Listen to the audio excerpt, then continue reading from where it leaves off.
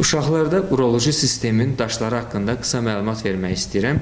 Çünki əvvəllər uşaqlarda böyrək, sidik axarı, sidik hissəsi daşları çox az rast gəlinən bir patologiya idi. Bunun əsasən iki səbəbi var. Birinci səbəbi o idi ki, diaqnostika bugünkü gün qədər üst səviyyədə deyildi.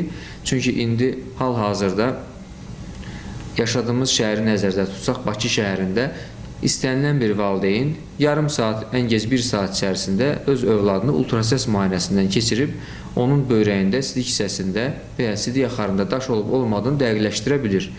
Bu bir səbəbdir ki, erkən diaqnostika mövcuddur və ona görə vaxtında aşkarlanır. İkinci bir səbəb isə qida faktoru ola bilər, müxtəlif keçirilən infeksiyalar ola bilər ki, xüsusilə də qida faktorunu vurğulamaq istəyirəm. Uşaqlarda metabolik daşların, qidalanmağa bağlı daşların yaranma səbəblərindən biri budur zaten və bu səbəb də uşaqlarda uroloji sistem daşlarının artmasının səbəblərindən biridir.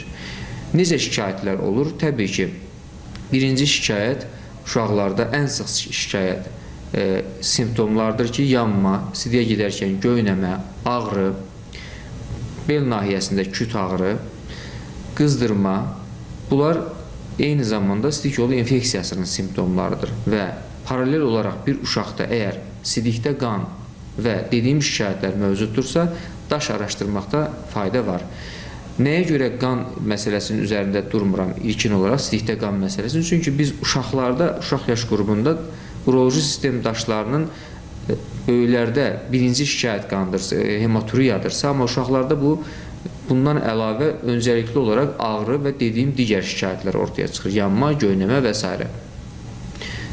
Bir uşağın əgər sidiyində qan izlənilirsə, makroskopik və ya mikroskopik, yəni hematuriya varsa sidik analizində və yaxud da dediyim şikayətlər mövcuddursa, bu zaman mütləq şəkildə uroloji sistemin daşlarını araşdırmaq lazımdır.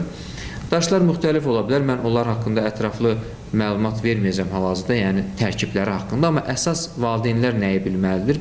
Bu şəkildə şikayətlər olduğu zaman ən azından bir ultrasəs müayinəsi edib, sidik ümumi analizinə baxmaq və sidik əkilməsinə baxmaq lazımdır. Eyni zamanda da bir həkim konsultasiyası mütləqdir. Və bunu da vurğulamaq istəyirəm ki, mütləq şəkildə uşaqların qida rejiminə, biz heç vaxt tövsiyə etmirik uşaqlara, sağlam uşaqlara diyeta verilsin. Sadəcə sağlam qidalanmalarını tövsiyə edir. Yəni, paketləşdirilmiş qidalar, fast food qidalar, bu tip qidalardan maksimum dərəcədə uşaqlarımızı qorumaq lazımdır. Təşəkkürlər.